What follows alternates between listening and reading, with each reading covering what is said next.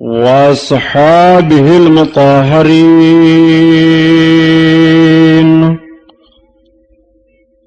وابنه الغوث العظم الجيلاني محي الدين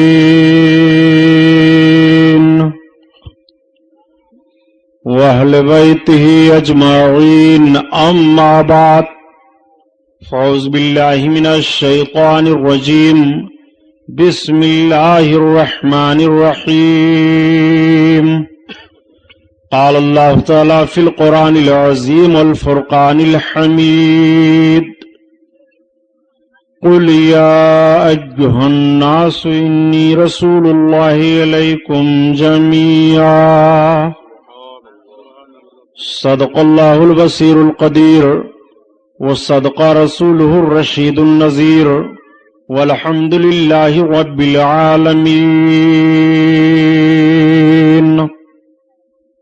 لائق صد احترام علماء اہل سنت، قابل قدر سامعین حضرات، آئیے ہم اور آپ سب سے پہلے اپنے اور ساری کائنات کے مرکزی عقیدت حضور رحمت للعالمین، شفیع المذنبین، رسول گرامی وقار، محبوب پروردگار، دونوں عالم کے مالک و مختار حضور محمد الرسول اللہ صلی اللہ تعالی علیہ وسلم کے دربار پر انوار میں درود شریف کا نذرانہ پیش فرمائیں۔ پڑھیے بلند آواز سے، اللہم صلی علی سیدنا مولانا محمد معدن الجود والکرم وعلی آلہ وبارک وسلم، صلاۃ و سلام علیک یا رسول اللہ صلی اللہ تعالی علیہ وسلم۔ خیر و برکت کے لیے پورا مجمع اور پڑھ لیجئے درود پاک، اللہم صلی علی سیدنا مولانا محمد معدن الجود والکرم وعلی آلہ وبارک وسلم، صلاۃ و سلام علیک یا رسول اللہ صلی اللہ تعالی علیہ وسلم۔ حضرات، آج کا یہ عظیم الشان جشن رحمت للعالمین کا پروگرام جو بھیندر بمبئی کی سرزمین پر منعقد ہے مدرسہ اہل سنت غریب نواز کی جانب سے، جس میں ہم اور آپ شرکت کی سعادت حاصل کیے ہوئے ہیں، مبارکباد کے لائق ہیں حضرت مولانا محمد عثمان اور کمیٹی کے صدر محمد علی اور جملہ ان کے احباب و اعوان کہ ایسے پرفتن ماحول میں عظیم الشان جشن کا اہتمام کر کے اپنی غلامی کا ثبوت پیش فرمایا۔ اسٹیج پر جلوہ افروز جملہ علماء اہل سنت ذوی الاحترام، جس میں حضرت علامہ مفتی شعبان علی صاحب قبلہ، خطیب ملت حضرت علامہ عبدالحقیق خان صاحب قبلہ، اور عمدۃ العلماء حضرت علامہ عبدالجبار صاحب، حضرت مولانا منظور صاحب، شورائے کرام اور یہ علماء اسلام جلوہ افروز ہیں۔ ابھی آپ نے ان کے بیانات کو سماعت کیا، حضرت مولانا سراج احمد صاحب قبلہ بستوی چشتی کا بیان، حضرت مولانا عبداللہ عارف صاحب صدیقی کا بیان اور حضرت مفتی صاحب قبلہ کا۔ کافی عرصہ سے آپ بیان سماعت کر رہے ہیں۔ حضرات، آج کا یہ ایسا ماحول، پرمیشن وغیرہ کی دقت ہوتی ہے، لیکن یہ علماء ہیں، ان کے بیانات ہوں تو آپ زیادہ سے زیادہ وقت دے کر کے ان کی باتوں کو سنیں اور عمل کرنے کی کوشش کریں۔ آئیے حسب معمول نعت پاک رسول صلی اللہ تعالی علیہ وسلم کے کچھ اشعار مجھ سے بھی آپ سماعت فرما لیں، اجازت ہو تو پڑھ لیں۔ طبیعت تو غم میں گھبرائے تو طیبہ یاد کر لینا، سبحان اللہ، تو طیبہ یاد کر لینا۔ طبیعت تو غم میں گھبرائے تو طیبہ یاد کر لینا، تو طیبہ یاد کر لینا۔ طبیعت غم میں گھبرائے تو طیبہ یاد کر لینا، کوئی مشکل مقام آئے تو طیبہ یاد کر لینا، تو طیبہ یاد کر لینا، کوئی مشکل مقام آئے تو طیبہ یاد کر لینا، تو طیبہ یاد کر لینا۔ خزاں کے بعد جب ہریالی پھیلے سرخیاں پھوٹیں، خزاں کے بعد جب ہریالی پھیلے سرخیاں پھوٹیں، کوئی غنچہ چٹک جائے تو طیبہ یاد کر لینا، تو طیبہ یاد کر لینا، کوئی مشکل مقام آئے تو طیبہ یاد کر لینا، تو طیبہ یاد کر لینا۔ زمین پیاسی ہو جھل سے جا رہے ہوں کھیت کے پودے، زمین پیاسی ہو جھل سے جا رہے ہوں کھیت کے پودے، زمین پیاسی ہو جھل سے جا رہے ہوں کھیت کے پودے، اگر پانی برس جائے تو طیبہ یاد کر لینا۔ تکبیر، نعرہ رسالت، جشن رحمت للعالمین، نعرہ تکبیر، نعرہ رسالت، سبحان اللہ اگر سبحان اللہ۔ پانی برس جائے تو طیبہ یاد کر لینا، تو طیبہ یاد کر لینا۔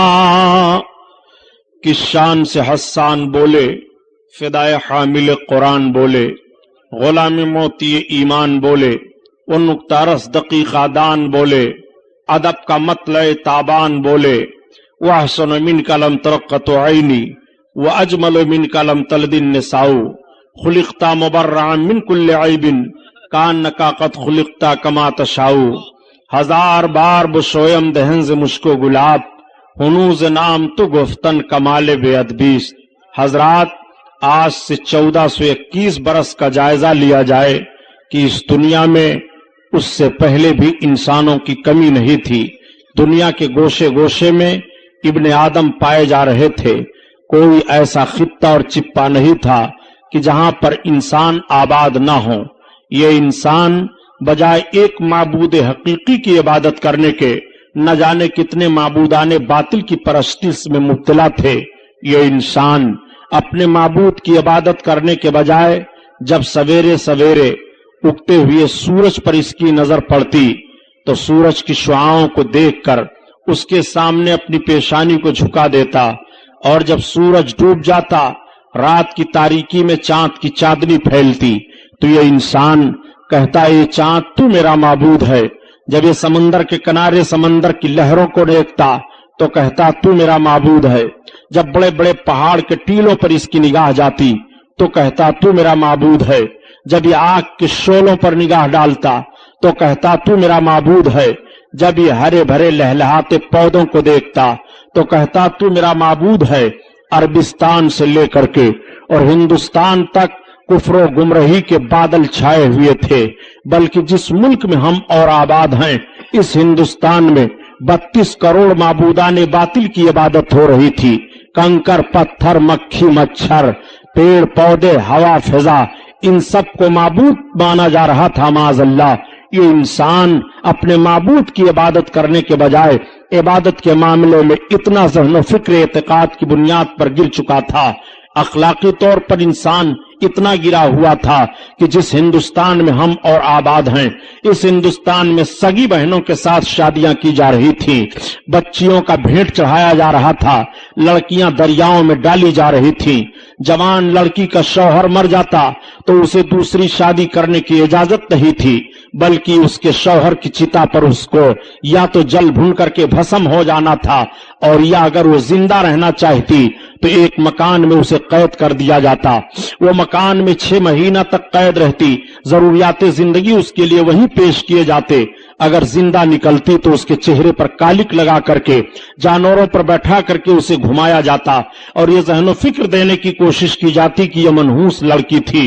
इस हिंदुस्तान का वो रवाज था। और अरबिस्तान का हाल तो ये था कि बाज कबीलों में बच्चियों की पैदाइश को बहुत मनहूस समझा जाता था। अगर बच्ची पैदा हो जाती तो बाप माँ की गोद से उसको छीन लेता था और छीनने के बाद ले जाता एक मैदान में गड्ढा खोद करके बाप अपनी बच्ची को वहीं सुला देता और अपने कदम को उसके गले पर रख करके दबाता, उसकी जबान निकल आती। वो बच्ची चीख मारती, बाप के आंखों में आंखें मिलाती, मगर बाप के आंखों से आंसू गिरने के बजाय खून टपकने लगते। उसके माथों पर गुस्सा से पसीना आ जाता। वो जालिम बाप अपने जालिम हाथ से उस बच्ची को जिंदा दरगोर कर दिया करता था। ये हमें तारीख बता रही है। इंसान इस भयानक माहौल में मुब्तला था कि शराफत व तकद्दुस के साथ जीवन बिताने के लिए सब तरस रहे थे। अगर कोई बच्चा यतीम हो जाता तो बजाय उस बच्चा की परवरिश करने के उसकी सारी जायदाद पर नाजायज कब्जा कर लिया जाता और उस बच्चे को गुलाम बना लिया जाता था। गुलामी की जंजीर में वो बच्चा जकड़ दिया जाता। औरतें सिसकियां ले रही थी, समाज में उनको जीने का कोई हक नहीं था। एक अमीर गरीब को सताता था। एक नौजवान गुलामी की जंजीरों में जकड़ा हुआ अपने जीवन को बिताने के लिए आजादी के साथ तरस रहा था। ये माहौल जिंदगी का पाया जा रहा था। इंसान दौलत होते हुए भी नाखुशगवार माहौल में अपनी जिंदगी को गुजारता हुआ दिखाई दे रहा था। औरतें आहें ले रही थी, बच्चियां सिसकियां ले लेकर के जान जाने आफरी के सपुर्द कर देती थी। इंसान चैन सुकून के साथ अपने जीवन को नहीं बिता पा रहा था। शराबखोरी की आदत तो इस तरह से पड़ गई थी कि लुकमा लुकमा पर शराब की आदत पड़ी हुई थी। शराब पी करके अपनी जरूरियात जिंदगी में मुब्तला हुआ करते थे और ज़िना करना अपने लिए अपने आप को बहादुरी का काम समझते थे। माज़अल्लाह बुराइयों का भी बेशुमार माहौल था, बेहयाइयां फैली हुई थी।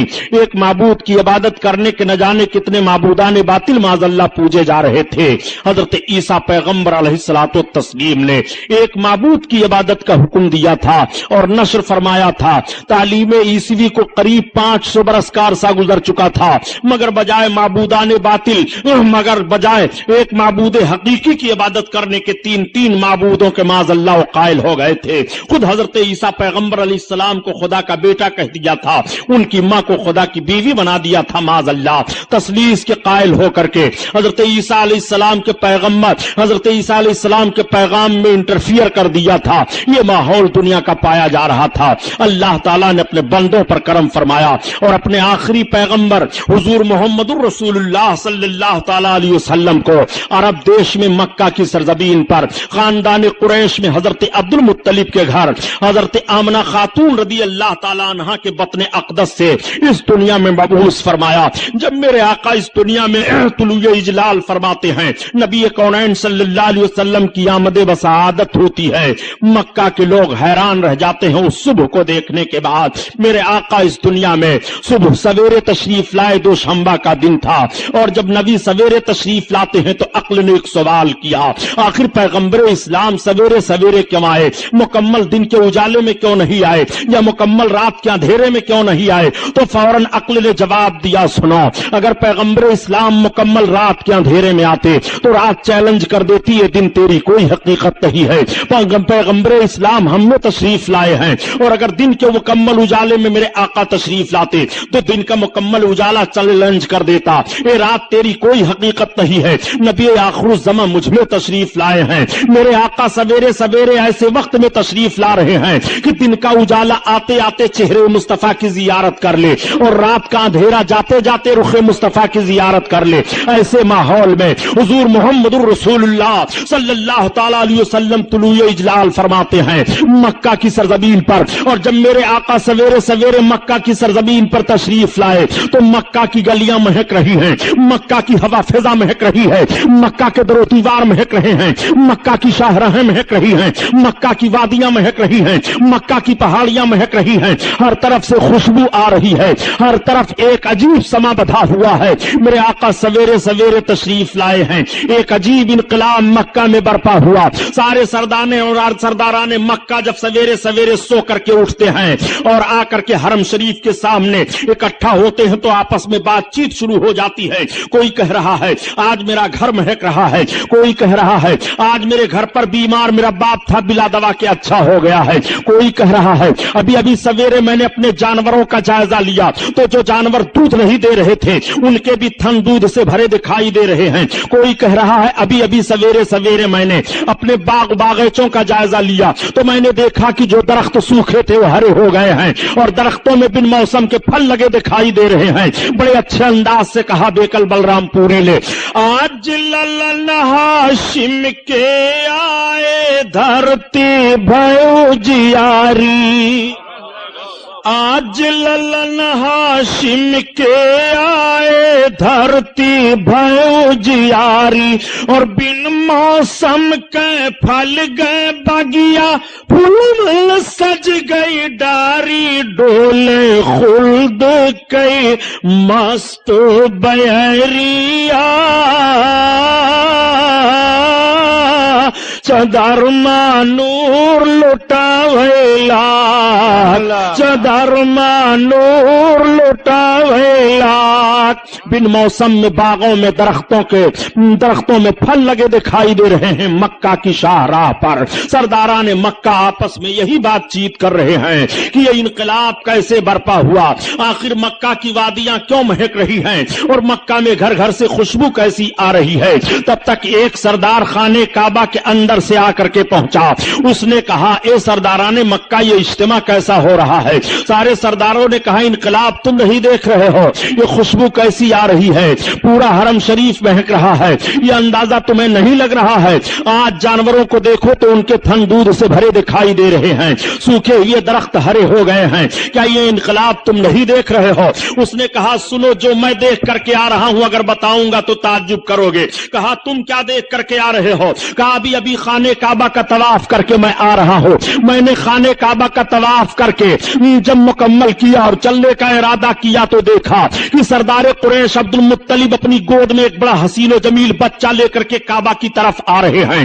اتنا خوبصورت بچہ میری نگاہ نے نہیں دیکھا. میرا اندازہ ہے کہ مکہ میں کسی قبیلہ میں کسی خاتون نے اتنا خوبصورت بچہ جنا نہیں, کسی خاندان میں اتنا عظیم الشان بچہ پیدا نہیں ہوا. وہ اتنا خوبصورت بچہ ہے, وہ اتنا حسین و جمیل بچہ ہے کہ سردار قریش عبد المطلب جو اس بچے کو لے کر کے کعبہ کی طرف بڑھتے رہے. میں مڑ مڑ کر کے دیکھتا رہا اور جب وہ کعبہ کے قریب پہنچے ہیں تو میری نگاہ فیصلہ نہ کر سکی کہ عبد المطلب کعبہ کی طرف بڑھے چلے جا رہے ہیں کہ کعبہ ان کی طرف جھکا چلا آ رہا ہے. ہماری نگاہ نے یہ دیکھا ہے محراب کعبہ جھک گئی ہے. اس بچہ کو لے کر کے جب سردار قریش کعبہ کے قریب پہنچے ہیں اعلیٰ حضرت عظیم البرکت اسی طرف اشارہ فرماتے ہیں کہ جس کے سجدے کو محراب کعبہ جھکی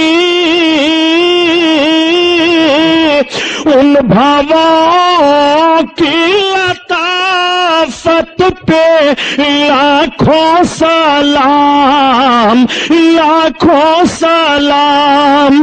اللہ اللہ. آقا کریم صلی اللہ تعالی علیہ وسلم کی ولادت بسعادت ہوئی ہے. میرے سرکار تشریف لائے ہیں, نبی کریم مبعوث ہوئے ہیں, ابھی نبوت رسالت کا اعلان نہیں ہوا. آپ اس بات کو ذہن و فکر میں رکھتے ہوئے چلیے گا. آقا کریم صلی اللہ تعالی علیہ وسلم کو آپ کے دادا جان لے کر کے خانہ کعبہ کا طواف کرا رہے ہیں. سرداران مکہ نے کہا چلو دیکھا تو جائے سردار قریش کی گود میں کتنا حسین و جمیل بچہ ہے. اب سارے سردار آگے بڑھ گئے. آپ کے دادا جان طواف کرتے ہیں اور آقا کو طواف کرا کر کے پھر دعا مانگ کر کے باہر تشریف لا رہے ہیں. تب تک سرداران مکہ پہنچ گئے. تمام سرداروں نے کہا اے سردار قریش, ہم نے سنا ہے کہ آپ کی گود میں بڑا حسین و جمیل بچہ ہے, ہم اس بچہ کی زیارت کرنا چاہ رہے ہیں. جیسے ہی آقا کریم صلی اللہ علیہ وسلم کے رخ نبوت پر سرداروں کی نگاہ پڑی, آقا کے دادا جان نے اپنی باہوں کو پھیلایا تو گویا اعلی حضرت عظیم البرکت کی زبان میں وہ اس طرح بول پڑے, وہ کمال حسن حضور ہے کہ گمان نقص جہاں نہیں, اور یہی پھول خار سے دور ہے, یہی شمع ہے کہ دھواں نہیں دھواں نہیں.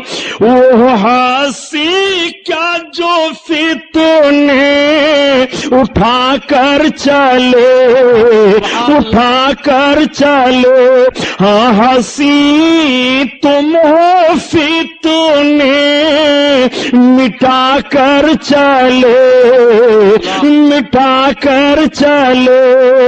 آقا کریم صلی اللہ علیہ وسلم کے حسن کو دیکھنے کے بعد سرداران مکہ نے کہا آج تک ہم لوگوں نے اتنا حسین و جمیل بچہ نہیں دیکھا. واقعی مکہ میں کسی خاندان میں کسی عورت نے اتنا خوبصورت بچہ نہیں جنا, کسی قبیلہ میں اتنا عظیم الشان بچہ نہیں آیا. یہ بہت عظیم الشان بچہ ہے, عظیم ہستی والا ہے. سارے سردار یہ کہتے ہوئے زیارت کر کے واپس چلے جا رہے ہیں. دادا جان نے آقا کو اماں کی گود میں پیش کر دیا. حضرت آمنہ خاتون سرکار کو اپنی گود میں لے رہی ہیں اور لے کر کے آقا کریم کے رخ نبوت کی زیارت فرما رہی ہیں. عورتیں اکٹھا ہو جاتی ہیں اور مبارکباد پیش کر رہی ہیں, اے آمنہ آج تک ہماری نگاہوں نے اتنا خوبصورت بچہ نہیں دیکھا, تمہیں مبارک ہو. اگر حضرت عبداللہ ہوتے تو ان کی آنکھیں ٹھنڈی ہو جاتی. پورے قبیلہ پورے مکہ میں قبیلے قریش میں کسی عورت نے اتنا خوبصورت بچہ نہیں جنا.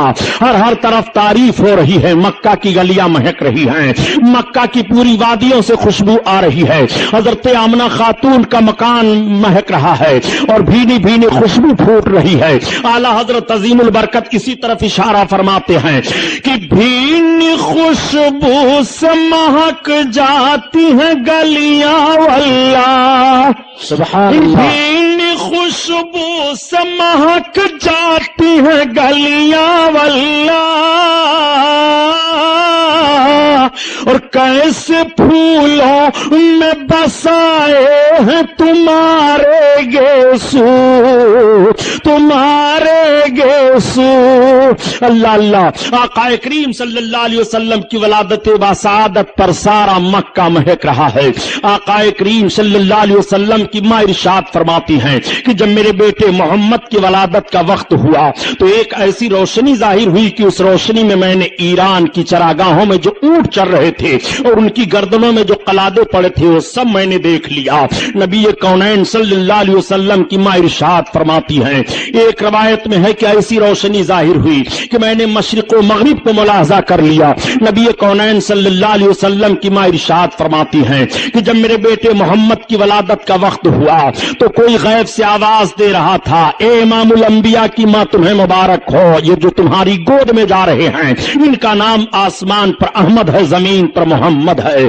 نبی کونین صلی اللہ علیہ وسلم کی ماں ارشاد فرما رہی ہیں کہ جب میرے بیٹے محمد کی ولادت بسعادت ہوئی تو ان کی زمین پر پیشانی لگی اور ان کی ایک انگلی آسمان کی طرف اٹھی ہوئی تھی اور انہوں نے اپنی زبان سے 3 مرتبہ کہا۔ پہلی بار تو کہا اللہ اکبر، اور دوسری بار کہا الحمدللہ کثیرا، اور تیسری بار میرے بچے نے کہا اللہم رب حب لی امتی۔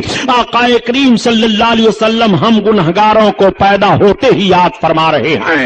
اعلی حضرت عظیم البرکت اسی طرف اشارہ فرماتے ہیں کہ پہلے سجدے پہ روزے ازل سے درود،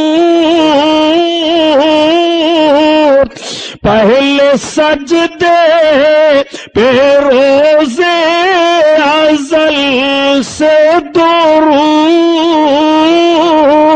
اور یادگاری امت پہ لاکھوں سلام، لاکھوں سلام۔ اللہ اللہ، آقا کریم صلی اللہ تعالی علیہ وسلم کی ولادت بسعادت ہوئی ہے۔ آپ ذرا ملاحظہ فرمائیے اور اس بات کو بھی ذہن و فکر میں رکھتے ہوئے چلیے گا کہ ابھی نبوت رسالت کا اعلان نہیں ہوا ہے۔ جب اس پار کا یہ عالم ہے، اس پار کا عالم کیا ہوگا؟ میرے آقا صلی اللہ تعالی علیہ وسلم کی ماں سے ایک یہودیہ عورت نے سوال کیا، اے آمنہ خاتون، اس وقت مکہ میں تو تیل کی بڑی قلت ہے، مگر یہ بتاؤ کہ تمہارے گھر میں رات بھر روشنی کیسے رہتی ہے؟ تو نبی کی ماں بیان فرماتی ہیں کہ جب سے میرے بچے محمد کی ولادت بسعادت ہوئی ہے میں نے اپنے مکان میں چراغ جلایا ہی نہیں ہے۔ نبی کونین صلی اللہ تعالی علیہ وسلم کے نور کی وہ روشنی پھیلی ہوئی ہے، میرے آقا کی وہ مقدس عظمت ہے۔ آقا کریم صلی اللہ تعالی علیہ وسلم کی شان ملاحظہ فرمائیے، ابھی نبوت رسالت کا اعلان نہیں ہوا ہے۔ نبی کونین صلی اللہ تعالی علیہ وسلم کے ولادت کے وقت آپ کی ماں کے پاس جو عورتیں جمع تھیں ان عورتوں کا بیان سنیے۔ وہ عورتیں بیان کر رہی ہیں کہ جب آمنہ خاتون کو ولادت کا وقت ہوا، محمد پیدا ہوئے، تو اس وقت ہم عورتیں ان کے مکان میں موجود تھیں۔ مکان کے صحن میں ہم نے یہ دیکھا کہ آسمان سے چاند اور ستارے جھکے چلے آ رہے ہیں، ایسا لگ رہا تھا کہ مکان کے صحن میں چاند اور ستارے گر پڑیں گے، اس طرح سے جھکے چلے آ رہے تھے محمد کی ولادت پر، آپ کی پیدائش پر۔ اعلی حضرت عظیم البرکت اسی طرف اشارہ فرما رہے ہیں کہ صبح طیبہ میں ہوئی بٹتا ہے بڑا نور کا اور صدقہ لینے نور کا آیا ہے تارا نور کا۔ مکہ کی سرزمین پر سویرے سویرے نور کی خیرات بٹ رہی ہے، مکہ کی سرزمین پر سویرے سویرے نور لٹایا جا رہا ہے۔ اسی لیے تو اعلیٰ حضرت عظیم البرکت فرماتے ہیں کہ میرے آقا کے نور کا صدقہ اس طرح سے لٹایا جا رہا تھا، آقا کریم صلی اللہ تعالی علیہ وسلم کے نور کا صدقہ اس طرح سے لوٹ رہے تھے۔ اتار کر ان کے رخ کا صدقہ یہ نور کا بٹ رہا تھا بڑا کہ چاند سورج مچل مچل کر جبی کی خیرات مانگتے تھے، کہ چاند سورج مچل مچل کر جبی کی خیرات مانگتے تھے۔ سبحان اللہ سبحان اللہ۔ آقا کریم صلی اللہ تعالی علیہ وسلم کی ولادت بسعادت ہوئی ہے، میرے آقا اس دنیا میں تشریف لائے ہیں۔ آقا کریم کے نور کا صدقہ کس نے نہیں لیا؟ چاند ستارے نے نور کا صدقہ لیا، سورج نے نور کا صدقہ لیا، نبی پیدا ہوئے ہیں۔ آقا کریم اپنی ماں کی گود میں ہیں، تمام عورتیں زیارت کرنے کے لیے آ رہی ہیں اور عرض کرتی ہیں اے آمنہ خاتون تمہیں مبارک ہو، تمہاری گود میں جو بچہ آیا ہے یہ تو ختنہ شدہ پیدا ہوئے ہیں، ان کے ختنہ کی ضرورت ہی نہیں ہے۔ میرے آقا صلی اللہ علیہ وسلم کے حسن کی زیارت تمام قبیلے کے لوگ کر رہے ہیں، پورے مکہ کے گھر گھر میں سرکار کی ولادت کی خبر پھیل گئی ہے، ساری عورتیں سارے مرد دیکھنے کے لیے آ رہے ہیں۔ حضرت آمنہ خاتون کا گھر زیارت گاہ بنا ہوا ہے، ایسی بھیڑ ہو رہی ہے کہ دیکھنے کے بعد سارے لوگ یہی بیان دے رہے ہیں کہ اتنا عظیم الشان بچہ مکہ کی سرزمین پر کسی قبیلہ میں کسی خاندان میں پیدا نہیں ہوا۔ ہوا. میرے آقا کے حسن کا تذکرہ ہو رہا ہے. ولادت کے وقت جو باتیں ظاہر ہوئی اس کا ذکر ہو رہا ہے. اس وقت کا دستور یہ تھا کہ باہر سے عورتیں آتی تھیں دودھ پلانے کے لیے, بچوں کو لے جایا کرتی تھی. مالدار گھر کے بچوں کو عورت حاصل کر لیتی, اس عورت کو مالدار خرید لیتا تھا کہ تمہارا سارا دودھ میرا بچہ پیے گا, میرے بچے کی تمہیں پرورش کرنی ہے. اس نوعیت کے تحت مکہ کی سرزمین سے 12 گھاٹیوں کے اس پار ایک آبادی تھی, قبیلے سعد کی آبادی, جہاں کے لوگ غربت و افلاس کے مارے ہوئے تھے, قحط سالی کے شکار ہوا کرتے تھے, ان میں بیماریاں پھیلی ہوئی تھی, وہ بہت پریشان حال تھے. 10 عورتیں تیار ہوئی کہ چلو مکہ میں مالدار گھروں پر بچوں کی پیدائش ہوئی ہے, وہاں سے بچے لے آئے جائیں اور دودھ پلا کر کے خدمت کی جائے, انعام و اکرام ملیں گے, اجرت حاصل ہوگی. انہی 10 عورتوں میں حضرت حلیمہ سعدیہ بھی ہیں. حضرت حلیمہ سعدیہ نے کہا میں جانے کی طاقت نہیں رکھ رہی ہوں. عورتوں نے کہا حلیمہ تمہیں چلنا پڑے گا. حلیمہ نے کہا دیکھو آج کئی روز کی میں بھوکی ہوں, پانی پر گزارا کر رہی ہوں, میری سواری کا جانور بھی بڑا کمزور ہو چکا ہے. عورتوں نے کہا نہیں حلیمہ تمہیں چلنا پڑے گا. حضرت حلیمہ کو بھی عورتوں نے تیار کر لیا. اب حلیمہ سے سواری پر سوار ہو کر کے چلی ہیں, مگر قافلہ کی عورتوں کی سواریاں طاقتور تھی, وہ آگے نکل جاتی ہیں, حلیمہ کی سواری پیچھے رہ جاتی ہے. راستے میں 7 جگہوں پر حلیمہ کی سواری کمزوری کی بنیاد پر بیٹھ جاتی ہے. تمام عورتوں تو مکہ میں پہنچ کر کے مالدار گھروں پر جا کر کے بچوں کو حاصل کر لیتی ہیں, مگر حلیمہ دیر میں پہنچی. حلیمہ جب پہنچنے کے بعد 2 گھروں کا جائزہ لیتی ہیں, پتہ یہ چلا کہ بچے خالی نہیں ہیں. حلیمہ پھر دوسرے گھر پر جاتی ہیں, پتہ چلا یہاں پر بھی کوئی بچہ نہیں ہے. کئی گھروں کا جائزہ لینے کے بعد حلیمہ مایوس ہو جاتی ہیں. تب تک ساتھ میں آنے والی ایک عورت مل گئی. حلیمہ سے پوچھا حلیمہ تمہیں کوئی عورت میں بچہ ملا کہ نہیں ملا؟ حلیمہ نے کہا مجھے کوئی بچہ نہیں ملا. اس عورت نے کہا حلیمہ سنو, وہ دیکھو جو سامنے حویلی دکھائی دے رہی ہے, وہ سردار قریش عبد المطلب کی بڑی حویلی ہے, اس میں ایک مکان ہے, وہاں پر چلو اے حلیمہ, وہاں ایک ایسا بچہ ہے جن کے ہو رہی ہے, وہ بچہ یتیم ہے. اس عورت نے تو یہی کہا, مگر اسے کیا معلوم کہ وہ یتیموں کو سہارا دینے والے ہیں, وہ یتیموں کے غمخوار ہیں, وہ یتیموں کے چارہ جو ہیں. آقا کریم صلی اللہ تعالی علیہ وسلم کا پتہ وہ عورت حلیمہ کو بتا رہی ہے. اس عورت نے کہا اے حلیمہ اگر مجھے کوئی بچہ نہ ملا ہوتا تو میں اسی بچہ کو لیتی. حلیمہ نے کہا میں نے بھی کئی گھروں پر ان کا ذکر سنا ہے, چلو مجھے لے چلو. حلیمہ سعدیہ کو عورت سردار قریش حضرت عبد المطلب کے پاس لے جاتی ہے, اور جب آپ عبد المطلب کے پاس پہنچی اور اپنا مدعا بیان کرتی ہیں تو حضرت عبد المطلب نے حضرت حلیمہ کو حضرت آمنہ خاتون کے پاس پہنچا دیا. اب آپ حضرت آمنہ خاتون کے پاس پہنچ کر اپنے انداز سے سلام عرض کرتی ہیں اور عرض کرتی ہیں اے بہن آمنہ خاتون, میں نے سنا ہے کہ آپ کی گود میں بڑے حسین و جمیل ہیں, آئے ہوئے ہیں, میں ان کی خدمت کے لیے تیار ہوں. میں قبیلے سعد کی ایک غریب عورت ہوں, مفلس و قلاش ہوں, میں اس لیے آئی ہوں تاکہ آپ کے بچے کی خدمت کروں, ہمیں مناسب اجرت مل جائے. حضرت آمنہ خاتون کی آنکھیں آنسوؤں سے بھر جاتی ہیں, آنسو ٹپکنے لگے. حضرت حلیمہ نے کہا بہن رونے کا سبب کیا ہے؟ حضرت آمنہ خاتون فرماتی ہے اے حلیمہ جس مقصد سے تم آئی ہو تمہارا مقصد نہیں حل ہو پائے گا. تم انعام و اکرام اور اجرت کی لالچ میں آئی ہو, مگر تمہیں زیادہ اجرت اور زیادہ انعام نہ مل پائے گا.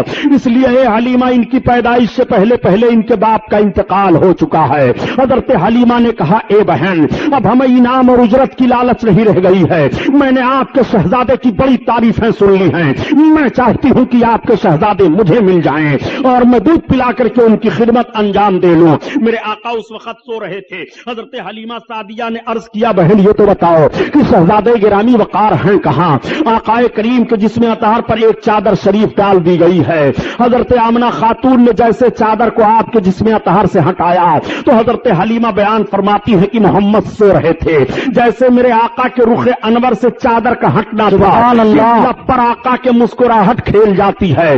سوتا ہوا بچہ مسکرانے لگے تو کتنا اچھا لگتا ہے, اور یہ تو کائنات کے داتا ہیں مسکرا رہے ہیں, نبی کونین ہیں مسکرا رہے ہیں, رحمت للعالمین ہیں مسکرا رہے ہیں, بشیر و نذیر ہیں مسکرا رہے ہیں, غریبوں کی غربت دور فرمانے والے ہیں مسکرا رہے ہیں. حضرت حلیمہ فرماتی ہیں کہ محمد کے لب پر مسکراہٹ کھیل گئی, میں نے دوڑ کر کے ان کو اٹھا لیا اور ان کے رخسار نبوت کا بوسہ لیا. اعلیٰ حضرت عظیم البرکت اسی لیے بیان فرماتے ہیں پتلی گولے قدس کی پتیاں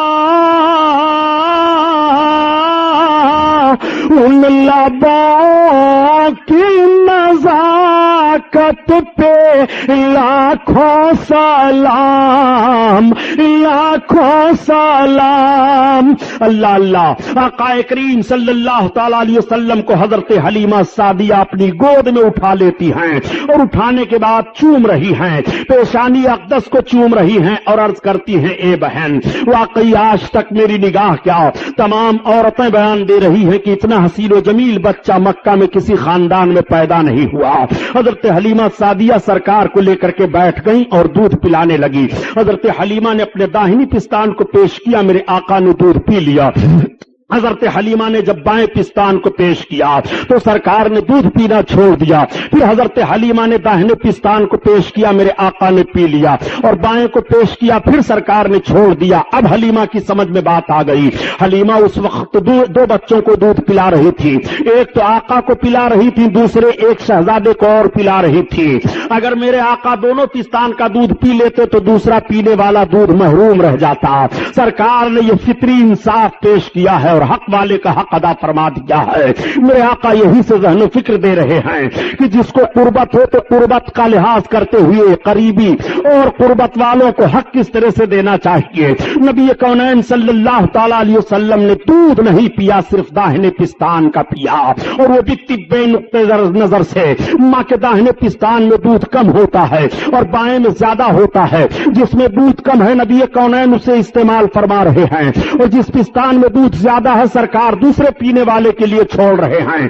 اعلی حضرت عظیم البرکت اسی طرف اشارہ فرماتے ہیں کہ بھائیوں کے لیے ترک پستا کریں، دودھ پیتے کی نسبت پہ لاکھوں سلام، لاکھوں سلام۔ اللہ اللہ، حضرت حلیمہ سعدیہ سرکار کو اپنی گود میں لے کر کے بیٹھی ہوئی باتیں کر رہی ہیں۔ نبی کی ماں ارشاد فرماتی ہیں اے حلیمہ سنو، یہ میرا بچہ عام بچوں کی طرح سے نہیں ہے۔ حلیمہ سنو، جب میرے بچے کی ولادت ہوئی ہے تو جس طرح ماؤں کو تکلیف ہوتی ہے بچوں کی پیدائش پر، مجھے تکلیف کا کچھ احساس نہیں ہوا۔ نبی کی ماں بیان فرماتی ہیں اے حلیمہ، میرا بچہ جب پیدا ہوا اور ان کے دادا جان جب لے کر کے کعبہ کی طرف گئے ہیں تو کعبہ جھک گیا ہے۔ اے حلیمہ، جب میرا بچہ پیدا ہوا تو میرے مکان کے صحن میں آسمان سے چاند اور ستارے جھکے چلے آ رہے تھے۔ میرا بچہ عام بچوں کی طرح سے نہیں ہے۔ حلیمہ سے حضرت آمنہ خاتون بیان فرماتی ہیں اے حلیمہ، جب میرے بچے کی ولادت ہوئی تو اچانک میرا بچہ میری گود سے غائب ہو گیا، ایک بادل کا ٹکڑا آیا اور اس میں میرا بچہ چلا گیا۔ تھوڑی دیر کے بعد آواز آ رہی تھی، یہ امام الانبیاء ہیں، مشرق و مغرب کی سیر کرا دو، سارے عالم کو انہیں دکھا دو۔ اور اس کے تھوڑی دیر کے بعد وہ بادل کا ٹکڑا میری گود میں آ گیا، میرا بچہ میری گود میں آیا۔ حلیمہ، میرا بچہ عام بچوں کی طرح سے نہیں ہے۔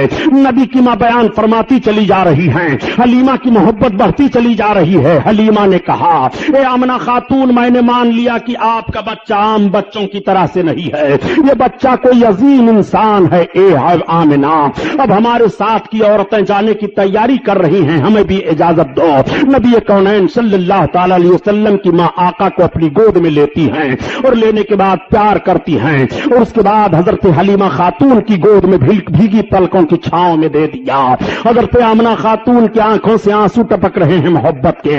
حلیمہ خاتون اپنی گود میں سرکار کو لیتی ہیں اور لینے کے بعد جب وہ چلنے لگتی ہیں، اپنی سواری کے قریب آئیں تو وہی سواری حلیمہ کی ہے کہ پہلے جب حلیمہ آ رہی تھی تو وہ سواری کمزوری کی بنیاد پر راستے میں 7 جگہوں پر بیٹھ گئی تھی، لیکن اب حلیمہ خاتون جب اس سواری پر سوار ہو رہی ہیں تو اس سواری میں اتنی طاقت پیدا ہو جاتی ہے اور اس طرح تیز رفتار وہ سواری جا رہی ہے کہ تمام سواریوں سے آگے نکل جاتی ہے اور راستہ مہکتا چلا جاتا ہے۔ خاتون سے پوچھا لوگوں نے، عورتوں نے، اے حلیمہ خاتون یہ تو بتاؤ کیا تو نے مکہ میں سواری کو بدل دیا ہے؟ تو حضرت حلیمہ خاتون نے فرمایا نہیں، میں نے سواری نہیں بدلی ہے، البتہ سوار بدل گیا ہے۔ یہ سردار قریش عبد المطلب کے پوتے محمد ابن عبداللہ کے چلنے کی برکت ہے. اور اے آمنہ، اے حلیمہ خاتون، یہ راستہ کیوں مہک رہا ہے؟ تو حضرت حلیمہ فرماتی ہیں کہ انہی کے چلنے کی وجہ سے راستہ مہک رہا ہے. میں نے مکہ میں کوئی خوشبو نہیں خریدی ہے. اعلیٰ حضرت عظیم البرکت اسی طرف اشارہ فرما رہے ہیں کہ ان کی مہک نے دل کے غنچے کھلا دیے ہیں. ان کی مہک نے دل کے غنچے کھلا دیے ہیں.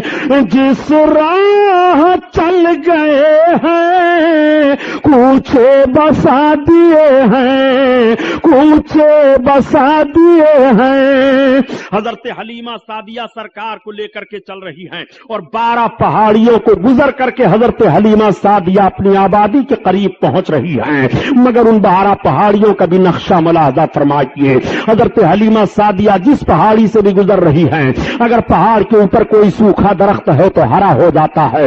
اگر پہاڑیوں کے درمیان ان جھاڑیوں میں جانور چر چگ رہے ہیں تو حلیمہ کی سواری دیکھنے کے بعد وہ سارے جانور سامنے سے ہٹ جایا کرتے تھے اور حلیمہ کی سواری کو دیکھا کرتے تھے. گویا وہ جانور بھی سمجھ رہے ہیں کہ نبی کونین جا رہے ہیں، ان کی زیارت کر لو. رحمت للعالمین جا رہے ہیں، ان کی زیارت کر لو. آقا کریم سوار ہو کر کے جا رہے ہیں، آگے سے ہٹ جاؤ.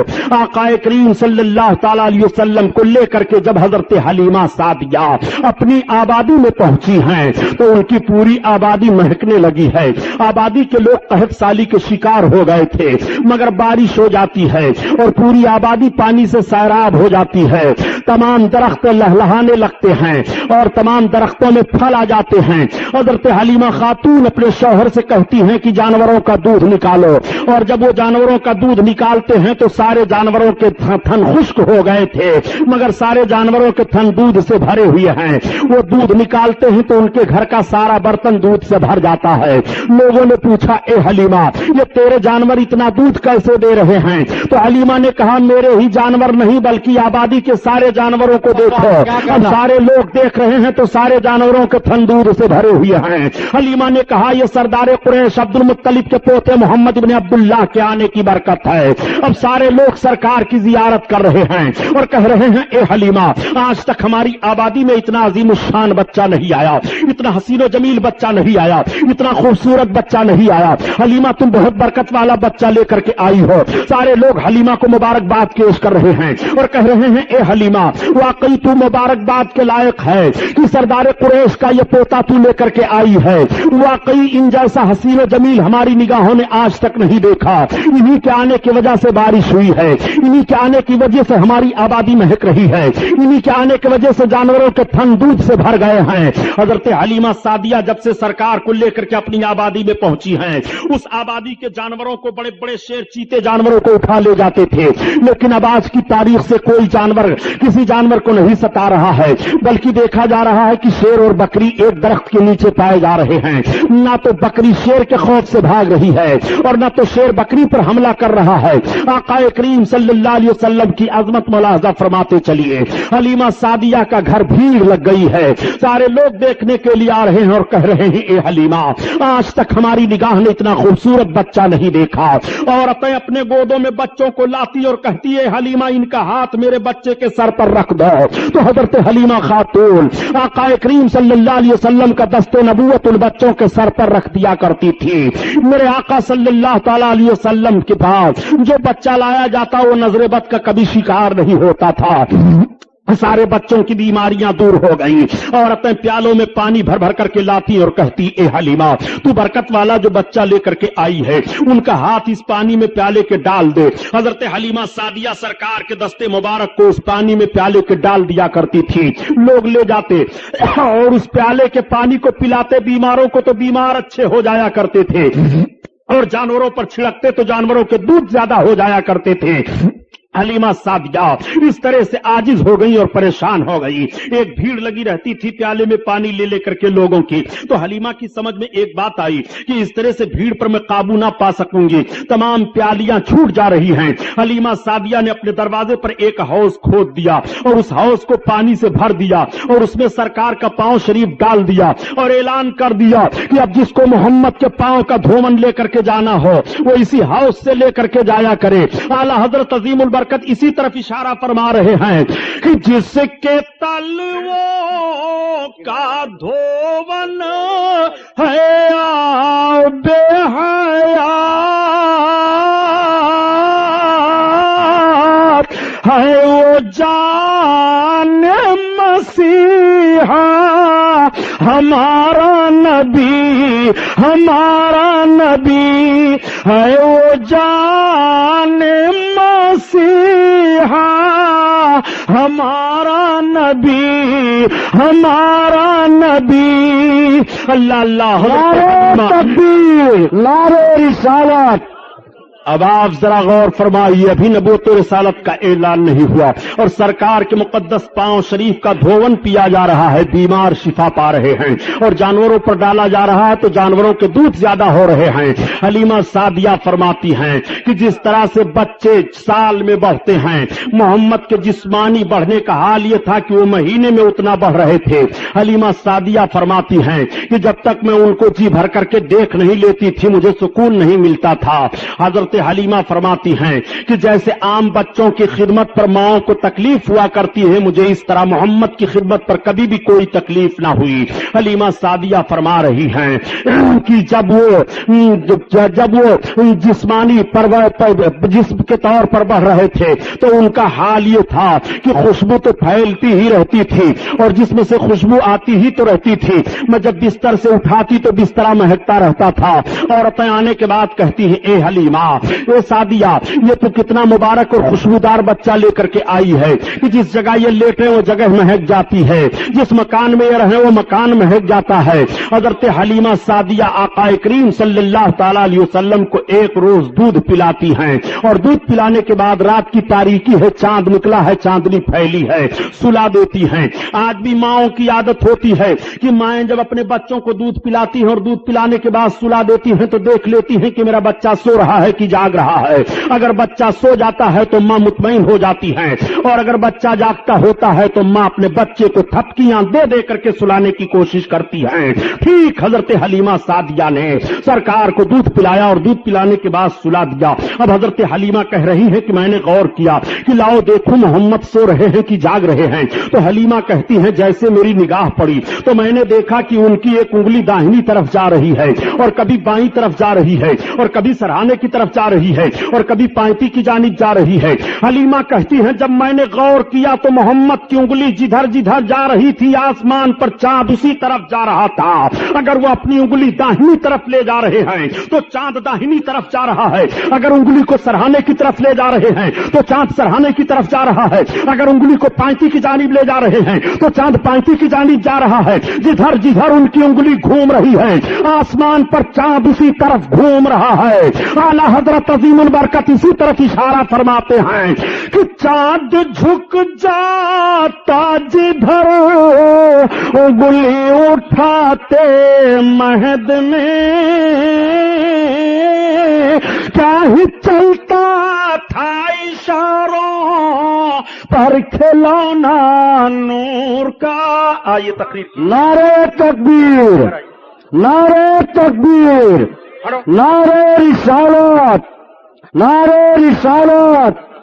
جشن رحمت للعالمین حضرت علامہ مولانا غلام محی الدین صاحب قبلہ. نعرہ تکبیر. سبحان اللہ صلی اللہ تعالیٰ علیہ وسلم کا کریمانہ حال ملاحظہ فرمائیے. حضرت حلیمہ سعدیہ فرماتی ہیں کہ میں دیکھ کر کے دنگ رہ گئی. حضرت حلیمہ فرماتی ہیں یہ محمد کا عالم ہے. تمام عورتوں سے حضرت حلیمہ سعدیہ ذکر کر رہی ہیں. آقا کریم صلی اللہ تعالیٰ علیہ وسلم حضرت حلیمہ کی گود میں ہیں. عورتیں دیکھنے کے بعد کہتی ہیں حلیمہ کتنا برکت والا بچہ لے کر کے آئی ہو. پورے قبیلے سعد میں شہرا ہے. آقا کریم کی برکتیں ظاہر ہیں. حلیمہ سعدیہ سرکار کو دودھ پلا رہی ہیں اور بیان دیتی ہیں کہ حلیمہ کا بیان ہے کہ جس طرح سے بچوں کی خدمت پر پرورش کو ماں کو تکلیف ہوتی ہے مجھے کبھی بھی اس کا احساس نہیں ہوا. میرے آقا صلی اللہ تعالیٰ علیہ وسلم دودھ پینا جب چھوڑ دیتے ہیں تو حضرت حلیمہ سعدیہ سرکار کو لے کر کے آپ کی ماں کے پاس آ گئی اور پھر اجازت لیتی ہیں. کہتی ہیں بہن آمنہ خاتون ان کو ہمارے پاس چند برس اور رہنے دو. چنانچہ चुनांचे हजरत आमना खातून से इजाजत लेकर के सरकार को फिर लेकर के चली जा रही हैं। अब मेरे आका हजरत हलीमा रदी अल्लाह ताला अन्हा के घर हैं। सरकार जिस्मानी हालत पर ऐसे माहौल में पहुंच गए कि मेरे सरकार जमीन पर तशरीफ फरमा होकर के चल रहे हैं, मगर कदम में कोई लड़खड़ाहट नहीं है, कोई लग़ज़िश नहीं है, कोई लर्जा नहीं है। देखने वाले देख करके हैरान रह जाते हैं। ए हलीमा, तूने जिस बच्चे की खिदमत की है इनका चलना जरा देखो। और बच्चे जब चलते हैं तो अपने दोनों पांव के बल घिसटते हुए चलते हैं, मगर मेरे सरकार कभी पांव के बल घिसटते हुए नहीं चले, मुकम्मल सीधे अंदाज से खड़े होकर के चल रहे हैं। और कदम में लग़ज़िश और लर्जा नहीं है, बल्कि अक्ल आवाज दे रही है हमको बनना है निशाने राह मंजिल। दोस्तों, हम अगर भटके तो कितने कारवां खो जाएंगे। करीम सल्लल्लाहु अलैहि वसल्लम इस तरह से चल रहे हैं। देखने के बाद लोग आशाश कर रहे हैं और ताज्जुब कर रहे हैं और सारे बच्चों की चाल देख रहे हैं, मगर मेरे आका की रफ्तार अजीब है, मिसाल नहीं है। मेरे सरकार के चलने का कोई जवाब नहीं है। तमाम कबीला के मर्द और औरतें देख करके सब हैरान रह जाते हैं। हलीमा, जरा इनका चलना देखो, वाकई बहुत बरकत वाला बच्चा लेकर के आई हो हलीमा। आज तक इस रफ्तार से हम लोगों ने बच्चों को चलते हुए नहीं देखा। मेरे सरकार अच्छे अंदाज से चल रहे हैं। एक मर्तबा मेरे आका सल्लल्लाहु ताला अलैहि वसल्लम ने हजरत हलीमा सादिया से इरशाद फरमाया, अम्मी ये तो बताओ कि अब्दुल्लाह कहां जाया करते हैं। हजरत हलीमा के लड़के अब्दुल्लाह थे। तब तक हलीमा ने अर्ज किया, बेटा तुम्हारे भाई अब्दुल्लाह जंगल में बकरियों को लेकर के चराने के लिए जाया करते हैं। आका ने इरशाद फरमाया, अम्मी कल से मैं भी जाना चाहता हूं। हलीमा अर्ज करती है, बेटा मैं तुम्हें हुक्म तो नहीं दे सकती, मगर जाना चाहते हो तो तुम्हारे लिए कोई रोक नहीं है। जब शाम को हजरत अब्दुल्ला हजरत हलीमा के लड़के आए घर, तो हजरत हलीमा ने बयान दिया, बेटा कल जब तुम बकरियों को लेकर के जाना तो अपने हिजाजी भाई मोहम्मद को भी लेते जाना साथ में। आज जब कुछ लोग कह दिया करते हैं कि नबी करीम सल्लल्लाहु ताला अलैहि वसल्लम बकरियां चराते थे, मैं अर्ज करता हूं प्यारे जरा जुमला संभालो ताकि ईमान का जनाजा न निकलने पाए। मेरे आका सिर्फ बकरियां ही चराया नहीं करते थे, बल्कि बकरियों के चराने का पस मंजर भी मुलाहिजा किया। मेरे सरकार बकरियां चराने तो जरूर जा रहे हैं जंगल में, मगर उस माहौल पर निगाह तो रखो ताकि अजमत मुस्तफा तुम्हारे दिल में बैठ जाए और तुम्हारे ईमान का जनाजा न निकलने पाए। आका करीम सल्लल्लाहु ताला अलैहि वसल्लम सुबह जब हुई, हजरत अब्दुल्ला ने अपनी बकरियों को खोल करके कटघरे से निकालना चाहा। बकरियां सारी निकल आती हैं, मेरे आका भी तशरीफ फरमा हो गए। अब अब्दुल्ला हाँक रहे हैं बकरियों को, मगर बकरियां चल नहीं रही हैं। अब्दुल्ला ने हजरत हलीमा को पुकारा, अम्मी ये बकरियां तो चल नहीं रही हैं। तब तक हजरत हलीमा ने देखा और देखने के बाद कहा, ए बेटा अब्दुल्ला, ये बकरियां मोहम्मद के आगे आगे नहीं चलेंगी, तो मोहम्मद को लेकर के आगे हो जाओ, फिर बकरियां आगे आगे पीछे चलेंगी। मैं अर्ज करता हूं, ये मुसलमानों ये जानवर भी पहचान रहे हैं कि ये नबी है, इनके आगे आगे ना चलो, ये रहमतुल लिल आलमीन है, इनके आगे आगे ना चलो, ये बशीरुन नज़ीर है, इनके आगे आगे ना चलो, ये इमामुल अंबिया है, इनके आगे आगे ना चलो। जानवर तो नबी को पहचान रहे हैं कि इनके आगे आगे ना चलो। क्या कहना, ये कैसे जानवर हैं जो नबी से बढ़ने की कोशिश कर रहे हैं, सुभान अल्लाह, कोशिश कर रहे हैं। इसीलिए मैं अर्ज करता हूं प्यारे, नबी को पहचानता कौन नहीं है? नबी को सब पहचान रहे हैं, नबी को बहरोबर पहचान रहे हैं, नबी को खुशकोतर पहचान रहे हैं, नबी को जमीन पहचान रही है, नबी को आसमान पहचान रहा है, नबी को चांदो सूरज पहचान रहे हैं, नबी को खुश्की तरी पहचान रही है, नबी को हवा फिजा पहचान रही है, नबी को शजो हजर पहचान रहे हैं, नबी को जमादात नबातात पहचान रहे हैं, सब नबी को पहचान रहे हैं। अगर नबी को कोई नहीं पहचान रहा है तो या तो वो सर्कस इंसान है जो नबी को नहीं पहचान रहा है, या सर्कस जिन है जो नबी को नहीं पहचान रहा है, वरना नबी को कौन नहीं पहचानता है? ये आका करीम सल्लल्लाहु अलैहि वसल्लम है जिनके आगे आगे जानवर नहीं चल रहे हैं। अब आका करीम सल्लल्लाहु अलैहि वसल्लम आगे चल रहे हैं और सारी बकरियों को अब्दुल्ला हाँकते हैं तो बकरियां पीछे चली जा रही हैं। जब मेरे आका जंगल में तशरीफ फरमा हुए, बकरियां तो चली गई पहाड़ियों के अंदर, झाड़ियों में चरने लगी। आका करीम सल्लल्लाहु ताला अलैहि वसल्लम चल रहे हैं तो सख्त पत्थरों पर सरकार के निशाने कदम पड़ रहे हैं। अब्दुल्ला देख करके हैरान रह जाते हैं। और जब मेरे आका दरख्त के नीचे खड़े हुए तो दरख्त का साया दूसरी जानिब था, मगर मेरे सरकार जिस तरफ तशरीफ फरमा हुए दरख्त का साया उसी तरफ चला आया। और जब सरकार दरख्त के करीब जाने लगे तो दरख्त सरकार की तरफ झुक गया। हजरत अब्दुल्ला देख करके हैरान रह जाते हैं। जब शाम हो गई आए तो अपनी माँ से बयान किया। अम्मी गजब हो गया। कहा क्या? कहा आज अजीब मामला मैंने मोहम्मद के साथ देखा। कहा क्या तुमने देखा? कहा ये जब जा रहे थे तो रेतीली जमीन पर इनके कदम पड़ते थे तो निशान नहीं जाहिर होते थे, मगर सख्त पत्थरों पर कदम रखते थे तो पत्थरों पर इनके पैरों के निशान जाहिर हो जाया करते थे। हजरत हलीमा बयान फरमाती है बेटा किसी से कहना नहीं। और अम्मी यही नहीं बल्कि जिस दरख्त के नीचे हम गए उस दरख्त का साया इसी तरफ चला आया। और अम्मी यही नहीं बल्कि जब हम दरख्त के पास जाने लगे तो दरख्त झुक गया है। अम्मी में घबरा गया था। हजरत हलीमा कहती है बेटा तुम्हें घबराने की जरूरत नहीं है। मोहम्मद से इस तरह से बहुत सारी बातें को देखने की मिली हैं। ये बहुत अजीम इंसान हैं, ये बहुत बरकत वाले हैं। आज फिर मेरे सरकार जंगल में तशरीफ ले गए। अब जब मेरे आका जंगल में तशरीफ ले गए पहाड़ियों के दरमियान, तो पहाड़ियों के अंदर जितने चरिंद परिंद थे वो सबके सब उड़ कर के आकर के उसी दरख्त पर बैठ गए और मुड़लाने लगे, गोया सरकार की जियारत कर रहे हैं। तमाम जानवर जंगल से निकल आए और वो सरकार की तरफ देख रहे हैं और देखने के बाद अपनी पेशानी को जमीन पर रख रहे हैं और रखने के बाद वो जंगल की तरफ चले जा रहे हैं। आका सल्लल्लाहु अलैहि वसल्लम घर की तरफ तशरीफ ला रहे हैं तो सारे बकरियां चली आ रही हैं। बकरियों को हाँकने की जरूरत नहीं पड़ रही है। हजरत हलीमा की बकरियां कटघरे में पहुंच जाती हैं। कोई एक बकरी भी जाया नहीं होती है। और पूरे खानदान में पूरी आबादी में जब से मेरे आका तशरीफ ले गए थे किसी बकरी को कोई जानवर किसी दिन नुकसान नहीं पहुंचाया था। मौसमी बुखार मेरे सरकार को हो गया। जब ये बातें बयान की जाती हैं तो मुखालिफ ग्रुप के लोग कभी कह दिया करते हैं कि नबी की फजीलत में यह हदीस शरीफ तो ज़ईफ है, यह हदीस शरीफ तो ज़ईफ है, यह हदीस तो ज़ईफ है। मैं कहता हूं जब फजाइल नबी की बात आए तो तुम्हें हदीस ज़ईफ दिखाई दे रही है। आखिर किन हदीसों को तुम कभी तस्लीम करते हुए नबी करीम सल्लल्लाहु अलैहि वसल्लम की फजीलत को तस्लीम करोगे? ये मुस्तफा की अजमत का बयान है, इसमें ज़ईफ हदीस और कभी हदीस का मामला नहीं है। अपने आका की अजमत समात फरमाते चलो। नबी कौनैन सल्लल्लाहु तआला अलैहि वसल्लम को मौसमी बुखार हुआ। मेरे सरकार 3 दिन जंगल में तशरीफ नहीं ले गए। तब तक हलीमा के लड़के रोते चिल्लाते हुए आए और अर्ज करते हैं अरे अम्मी जान आज तो सबसे ज्यादा दूध देने वाली बकरी को जंगल का शेर उठा ले गया है। हलीमा रोने लगी। मेरे आका ने आंखें खोल दी, इरशाद फरमाया अम्मी क्या बात है? हलीमा अर्ज करती है बेटा मोहम्मद सबसे ज्यादा दूध देने वाली बकरी को जंगल का शेर उठा ले गया है।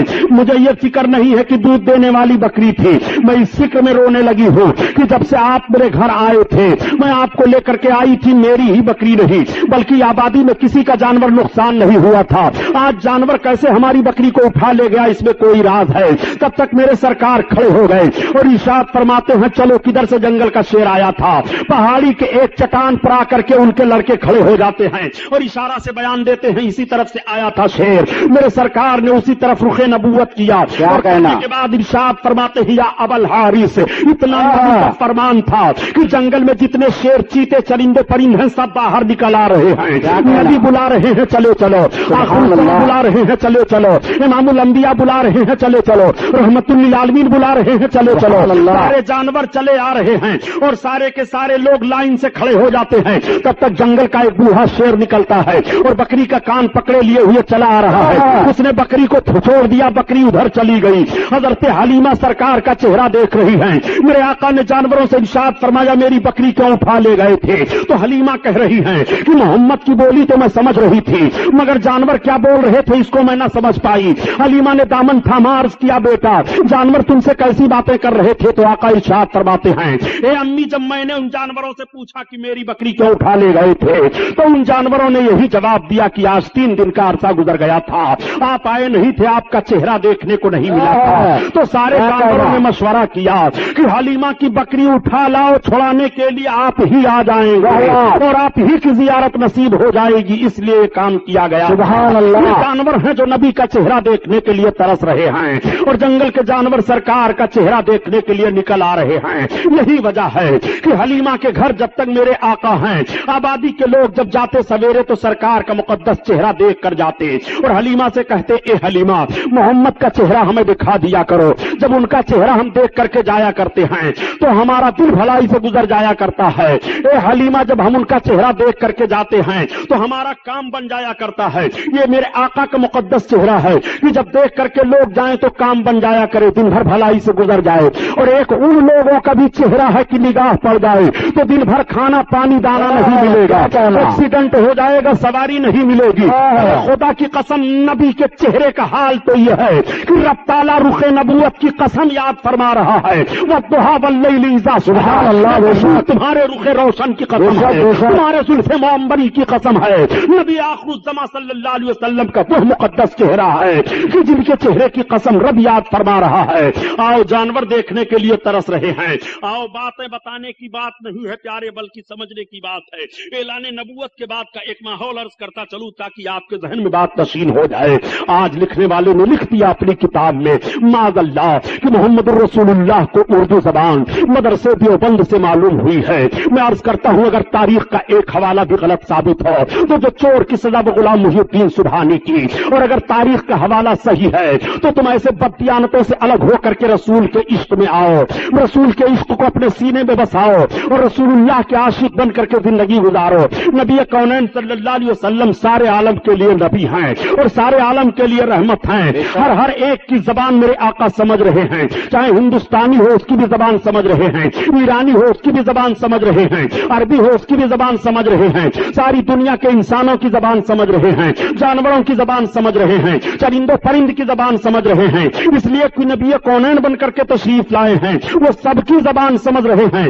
ارے یارو یاد رکھو حضرت آدم علیہ الصلوۃ والتسلیم کو 7 لاکھ زبانوں کا علم تھا اور اس وقت دنیا میں صرف 30,000 زبانیں بولی جا رہی ہیں, 30,000 زبانیں بولی جا رہی ہیں. اور حضرت آدم علیہ السلام کو 7 لاکھ زبانوں کا علم تھا. نبی کونین صلی اللہ علیہ وسلم تو امام الانبیاء ہیں, نبی کو اللہ تعالیٰ نے سارے علوم عطا فرما دیے ہیں. کوئی ایسی زبان نہیں ہے جس زبان کو میرے آقا نہ جان رہے ہوں. آقا کریم صلی اللہ تعالیٰ علیہ وسلم کس طرح زبانوں کو سمجھ رہے ہیں. دیکھو میں نے یہ دعویٰ کیا ہے آج یہ آقا صلی اللہ علیہ وسلم جلوہ افروز ہیں, رسالت و نبوت کا اعلان ہو چکا ہے, کلمہ کی تبلیغ ہو رہی ہے, میرے سرکار تشریف لے جا رہے ہیں. راستے میں ایک شکاری ایک ہرن کو شکار کے لیے آ رہا ہے, ہرن کی نگاہ پڑ جاتی ہے. جیسے رخ نبوت پر ہرن کی نگاہ پڑی, ہرن رونے لگی, آنکھوں سے آنسو بہنے لگے. وہ میرے سرکار جو جانوروں کا رونا بھی نہ پسند فرمائیں, نہ گوارا ہو انسانوں کے رونے کو آقا کب گوارا کریں گے. میرے آقا صلی اللہ علیہ وسلم سے ہرن عرض کر رہی ہے یا رسول اللہ مجھ کو اس شکاری نے شکار کر لیا ہے. یا رسول اللہ میرے 2 چھوٹے چھوٹے بچے ہیں, میں اپنے بچوں کو دودھ پلاتی ہوں. یا رسول اللہ اس شکاری کے شکار سے مجھے آزاد کرا دیجئے, میں اپنے چھوٹے بچوں کو دودھ پلا کر کے یا رسول اللہ پھر اس شکاری کے شکار میں آ جاؤں گے. اے میرے آقا آپ رحم فرما دیں, آپ کرم فرما دیں. اس ہرن نے یہ فریاد پیش کی اور جیسے اس نے یہ فریاد پیش کی آقا فرماتے شکاری, اس نے کہا ہاں. آقا نے فرمایا دیکھیے شکار مجھ سے کہہ رہی ہے کہ اس کے 2 چھوٹے چھوٹے بچے ہیں سے تو آزاد کر دے, یہ اپنے بچوں کو دودھ پلانے کے بعد تیرے شکار میں آ جائے گی. اس نے کہا آپ کیسی بات کہہ رہے ہیں, بھلا شکار بھی چھوٹ جانے کے بعد شکار میں آتا ہے. آقا نے فرمایا سن, اور شکاریوں کے شکار ہوں گے جو چھوٹ جائیں گے وہ نہیں آئیں گے, مگر یہ میرا شکار ہے, یہ آزاد ہونے کے بعد بھی میرے شکار میں رہے گا, میں ذمہ داری لیتا ہوں. آقا کریم صلی اللہ علیہ وسلم کے کہنے پر اس شکاری نے چھوڑ دیا, ہرن آزاد ہوئی. ہرن جانے کے بعد اپنے دونوں بچوں کو دودھ پلاتی ہے اور دودھ پلانے کے بعد جب واپس چلنے لگی بچے ماں کی چھاتی نہیں چھوڑ رہے ہیں. ہرن نے کہا بچوں تمہارا پیٹ بھر گیا, اب تم چھوڑ دو. اب تمہارا پیٹ کیسے بھرے گا یہ مجھے معلوم نہیں. بچوں سے ماں نے جب یہ کہا بچے تڑپ گئے. ماں نے کہا اے بچوں میں رسول اللہ صلی اللہ تعالیٰ علیہ وسلم سے وعدہ کر کے آئی ہوں, اتنا سننا تھا کہ بچے بھی ماں کے ساتھ چل رہے ہیں. ہرن آ رہی ہے, آقا تشریف فرما ہے, سرکار کی نگاہ نبوت پڑی, ارشاد فرماتے ہو شکاری ہو دیکھ تیرا شکار آ رہا ہے. جیسے اس کی نگاہ پڑی کہ ہرن آ رہی ہے اس کے ساتھ دونوں بچے بھی آ رہے ہیں, اس نے عرض کیا یا رسول اللہ اب ہمیں آپ اپنے شکار میں لیجئے, بعد میں شکار کو لوں گا.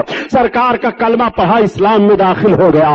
آقا کریم صلی اللہ علیہ अलैहि वसल्लम ने किस तरह से हिरन को आजादी दिलाई है, मेरे सरकार हिरन की भी फरियाद को पहुंच रहे हैं और उसकी भी बोली समझ रहे हैं। आओ सरकार की बारगाह में एक सहाबी हाजिर आए और अर्ज करते हैं, या रसूल अल्लाह, मेरा ऊंट दीवाना हो गया है। सरकार में जब उसके करीब जाता हूं तो काटने दौड़ता है। आका तशरीफ ले गए सहाबी के बाग में जहां पर वो ऊंट था। सहाबी ने अर्ज किया, या रसूल अल्लाह, ऊंट के करीब ना जाएं, ऐसा ना हो कि ऊंट आपको तकलीफ दे दे। आका फरमाते हैं, घबराने की जरूरत नहीं है। जब ऊंट के करीब गए तो सरकार ऊंट के करीब बढ़ा और करीब बढ़ने के बाद आका के कदम मुबारक